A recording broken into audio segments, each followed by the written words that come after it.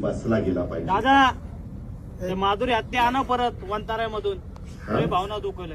माधुरी हत्ती हत्ती आणा हत्ती. हत्ती हत्ती काय झालं? त्याला वंतारामध्ये घेऊन गेले. ते कोल्हापूरची हत्ती आहे. लोकांची लय भावना दुखवली त्या हत्तीमुळे.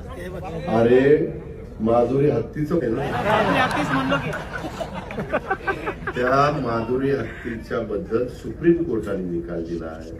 आपण संविधान कायद्याने देश चालवतो. तुला आठवत असेल माग आपल्या आता ही हत्ती त्याच्यामध्ये कायदा सुरू केलाय.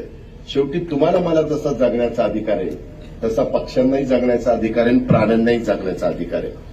त्या प्रकारे त्या हत्तीणीचं झालं आणि म्हणून ती गेली. बाबा लय शेजला हत्तीणीचं लागले बाबा.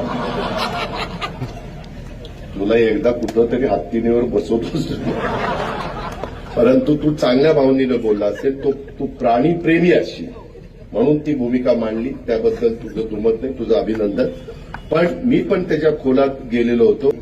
त्याकरता जसं बैलगाडा शर्यत तशी आपण सुरू केली तसं काही मार्ग काढता येतोय का ऍडव्होकेट जनरलला वगैरेंना बोलून आम्ही त्याच्यात प्रयत्न करू. पण